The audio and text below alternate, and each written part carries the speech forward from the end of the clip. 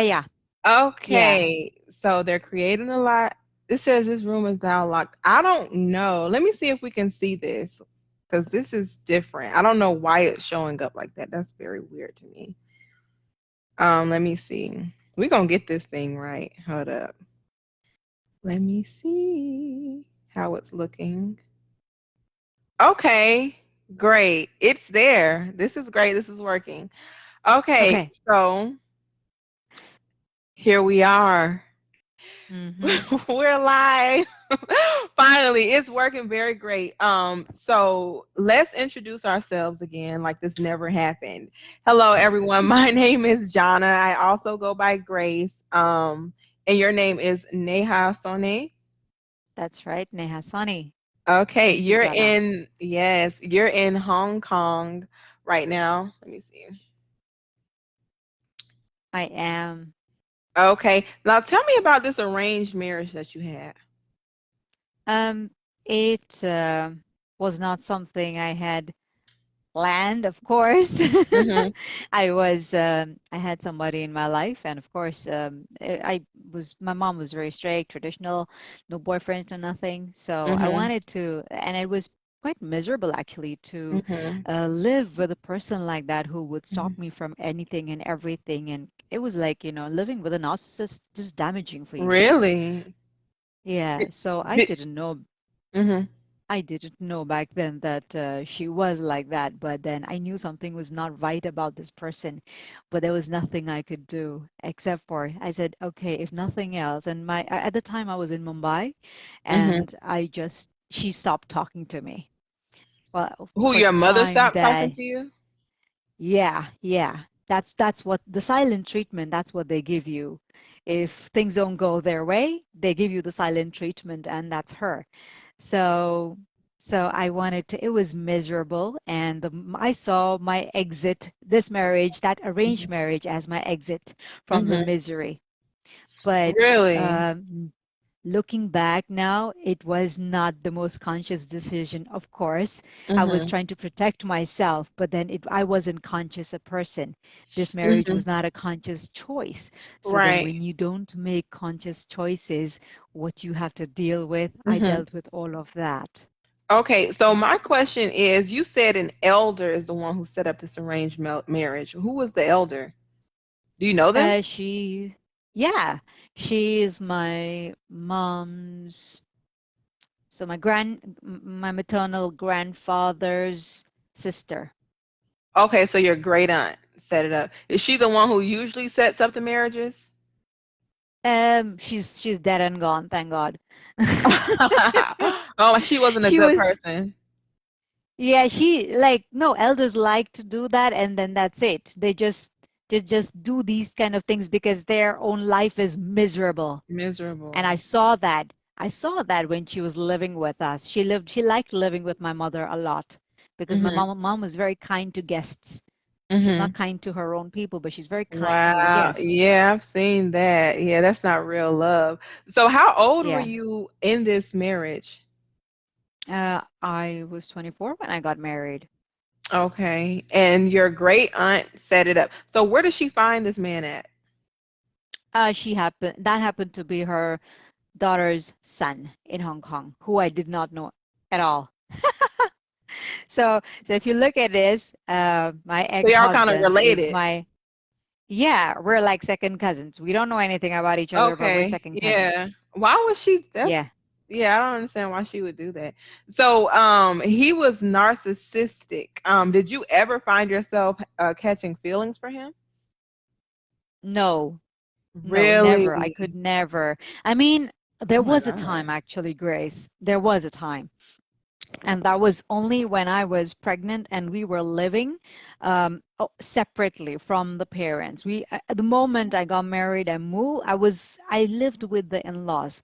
It's the worst thing for a new marriage, a new couple, to live Mhm. with the in-laws. You can't be yourself. You can't get Mhm. to know the person. And of course, during the time of engagement with this Mhm. person, like they call this engagement, but he's in another country coming down visiting me for a few days and gone back, he's gone. I Mhm. never got to know him as a person. Mhm. um, and we're just talking on the phone. Mhm. That's it. That's it. So it was, I never felt real love for this person. Did he love you? Um, I'm not sure he understands love. Mm. Now maybe he understands because he's a different man, Mhm. but to him it was like, I see myself growing old with you. But I was like a possession. He wouldn't want to Mm. let go of me. Mm. Yeah. So it's more of a Yeah. control thing for him. Did you all have any Yeah. kids together? Yeah, we have a son. Okay, son. How old or how old were you in that marriage when you all had the son? I was 29 when I became pregnant, and I Okay. wanted out before. So were you upset when you got pregnant? I was in the worst, Grace. I was in the worst. I was in the most confused emotional state a woman could be because I had tried to leave the marriage. I had asked, please end this, please stop this. And then what happened was they just brought everybody inside. I would tell my ex-husband then, I mean, my husband then, but he would say, oh, she wants to leave me. Done. His job is done, and everybody else takes over of in my Mhm. marriage. I said our marriage has got nothing to do with other people. I do not Mhm. want them involved. And so the Mhm. conversation just became more and more and more difficult, Mhm. and then there were times where just I would okay, I had my son. I was in the most confused state of time Mhm. mind, and then I wanted to, like, at one point I wanted to Mhm. leave my marriage, Mhm. and I booked a ticket to go to India because there was Mhm. nowhere else I could go. Mhm. I didn't tell anyone. I just took my Mhm. son and I left on the plane. Oh, really? I mean, so what Yeah. happened after that? Um, my mother thought I was crazy. She took me to a psychiatrist or psychologist. I was on medication, you know, because that's how they think I need to be fixed. I need to be treated. Wow.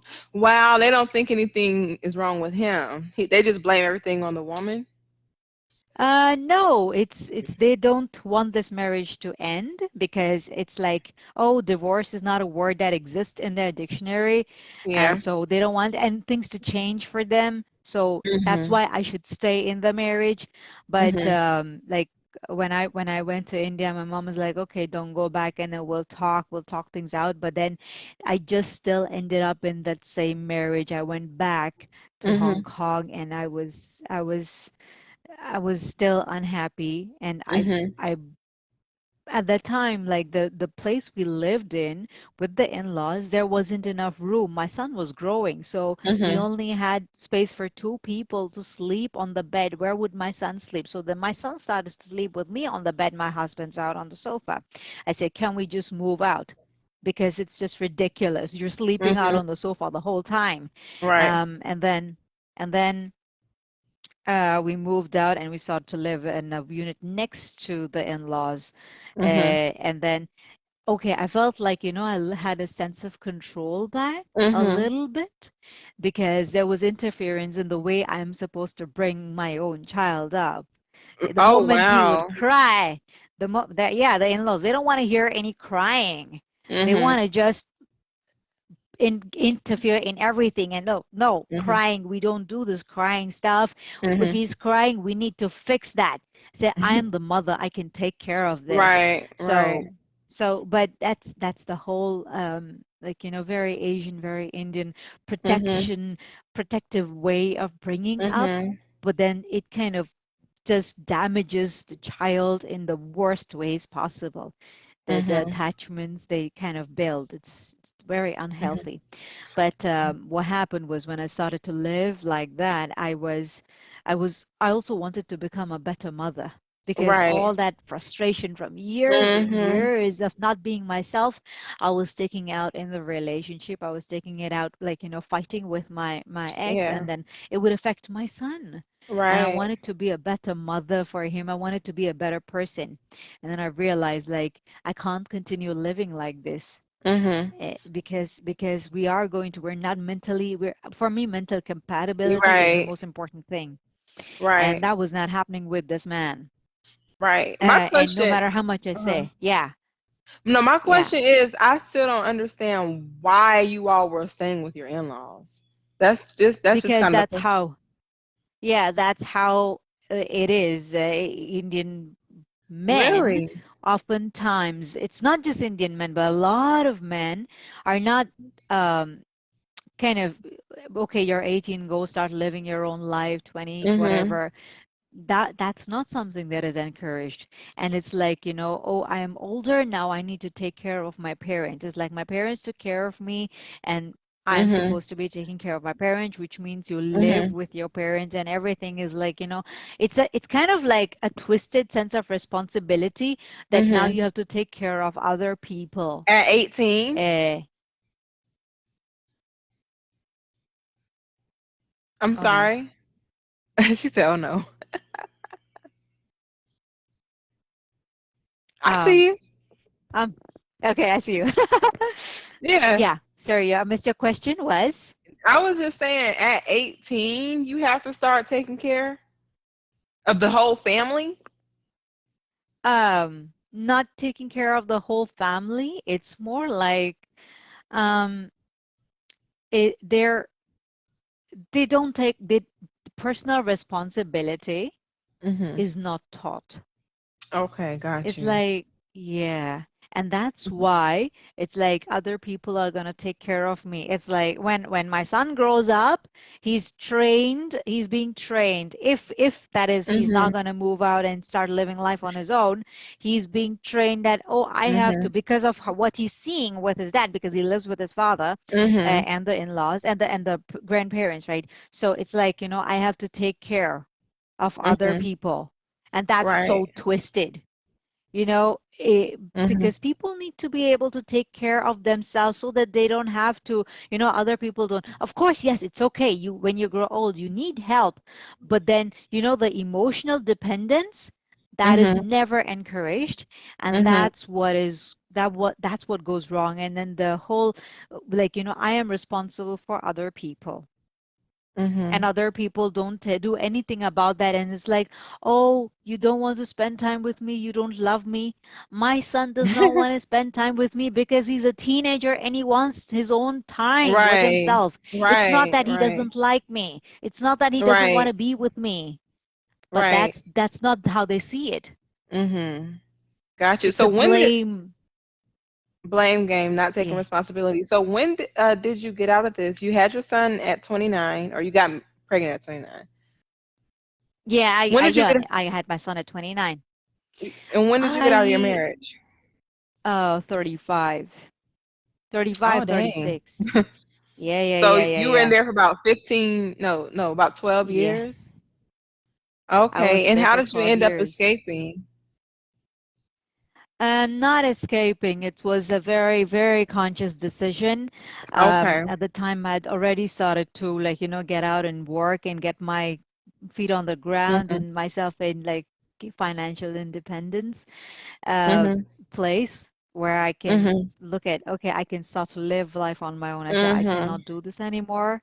I'm Mhm. not going to do this. I need to start living my life on my own, and I'm leaving this marriage. And Mhm. then that was it. That was it. I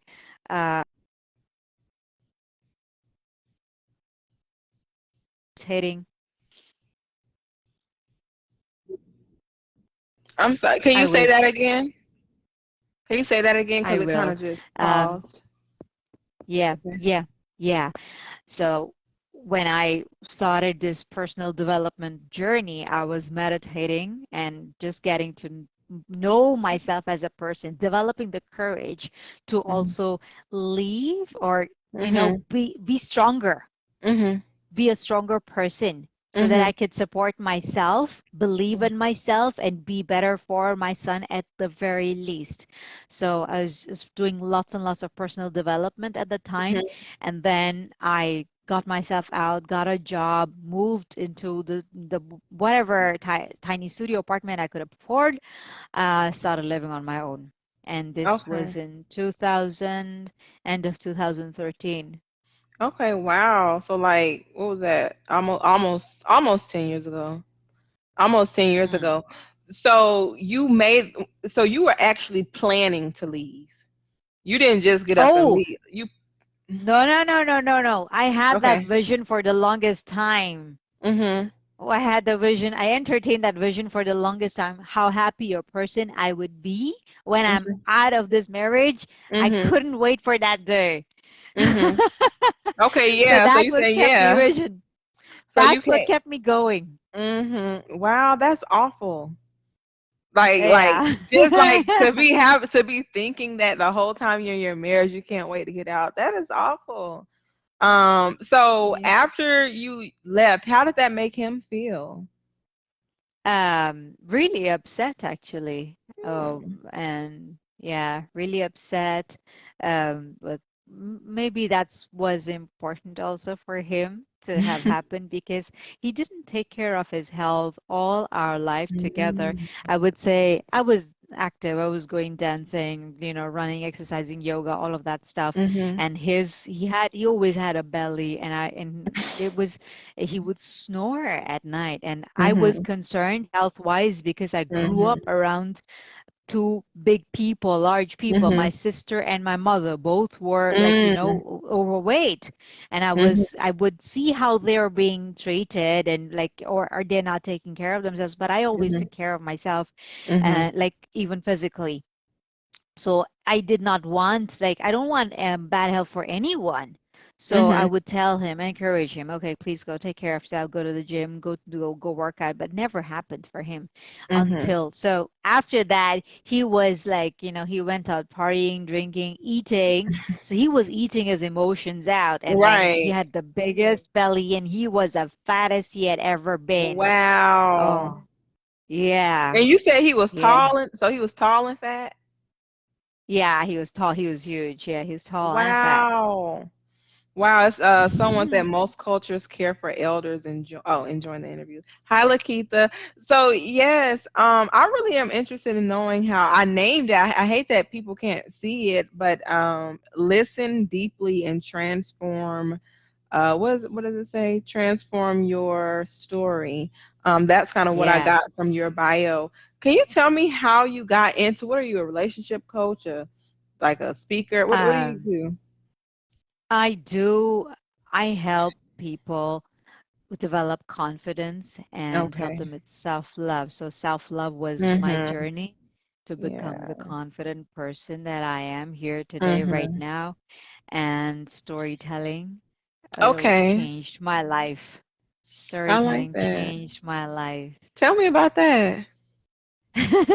So, to I also got training in coaching, and Okay.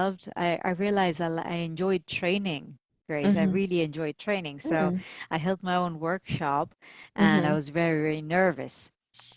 So I joined Mhm. Toastmasters, but then that was Mhm. like it was going its own way.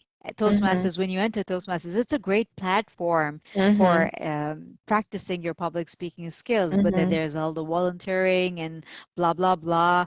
So Mhm. I was not ready for all of that, but I Mhm. dove into becoming the president. But still, even as the president, I still was not owning my space. I wanted Mhm. to finish my sentences and run back to my seat, because Mhm. I was that all of that nervousness that you feel when you're in a public speaking situation, all Mhm. of that came up. Anxiety still came up. I Mm. never felt, so this is the my story, the not feeling safe in my body. That Okay. was something that showed up in every single interaction I was having with people. Mhm. And that got, until I discovered storytelling, Mhm. I Yeah. held that. And the moment I had my story, like, all come out of me, it was some meditative experience, Grace. Mhm. It was like I can watch myself, and then I realized, oh my God. I was in Mhm. my living room, and I had Mhm. the biggest aha moment. I never felt safe in Bahrain, where I grew up. I Mhm. never felt safe in Mumbai, where people would grope my body parts on the streets. And What? yeah, it is so unsafe as a woman. I felt so unsafe. And I was in Hong Kong. It's one of the safest cities in the world. No one would Really? lay their eyes on me, but I never felt safe. Wow. I never felt safe anywhere Mhm. because I carried that fear from that Mhm. narcissistic relationship with my mother to Oh everything. wow. So your mother was the narcissist. The mother was a narcissist, and that played out in every single area of my life until My I God. realized, and even the jobs and the bosses and friends I was with, they were toxic. Mhm. So you Wow. understand how you carry around that vibration with you? Mhm. And that's why you need to Mhm. disconnect from every single toxic relationship That's true. and observe how you are as a person, the Mhm. kind of relationships you're making with people, because it's so Yeah. difficult to break out of that, Yeah. Definitely of those agree. toxic relationships. Yeah. Yeah, I mean when you said disconnect, I'm in these Facebook groups where these girls are always saying, "I want a friend who wants to be my friend. Let's hang out today." And I'm just like, "Why are y'all trying to get friends?" So, first of all, making a friend like a real friend is not easy. So you Yeah, trying to make friends with all of these people, you don't know who they are. And what is yeah, the reason that you're asking people to be your friend on social media like that? That might be a vibration that you have in yourself. If you have to ask for a friend like that on social media, seriously, you might not be good at keeping friends. So yeah, looking at it like that, because you shouldn't have to go to social media and say, "Hi, I want a friend." Something yeah, you need to observe, because friends, it happens naturally. You naturally yeah, connect with someone. So when you talk about that vibration, that energy that you're going to end up attracting more people, I'm just thinking you're going to attract someone on social media who easily loses friends. exactly. Like, does that make Yeah, sense what I'm saying? So, yeah, absolutely. yeah, Absolutely. go And ahead.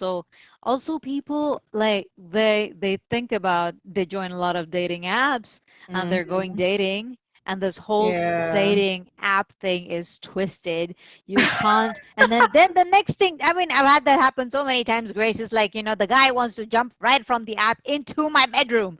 Oh yeah, that's so funny you mentioned it, because I spoke with a young woman named M actually a couple days ago, and her topic was removing the stigma from online dating. And she actually found her fiance on one of the online dating apps, but that's actually something that I don't see often. I see what you just Yeah. kind of described. I also married someone who found their spouse on Tinder, which is a Yeah. dating app. But like you said, I mean, people are just trying to get from the app into your bed. Yeah, into your bed. So, I mean, and then that's about you feeling, if you aren't able to feel safe, that has something else Yeah. to do with that. Yeah, absolutely. But that safety, how do you find that safety? You have to Mm-hmm. first find that in yourself by getting Yeah. to know yourself as a person. Mm-hmm. And that takes time, and people are afraid to spend time by themselves That is enough to so get to true. know themselves. That is so true. So how would you help me? Like, what is a normal issue that you find with people who come to you for help? What are those things that Um, they say, I need Neha to help me in this situation? they don't believe in themselves. Okay. They look for something on the outside to fill them up. Mm-hmm. Yeah. Yeah, it says. It says my phone is heating up, so I Okay. apologize if I fall No, it's out. okay. No, you can just kind of all I want to know right now is, what can you offer people? How do they know, like, what happens in a person's life to know that they need your services? And how do you help them?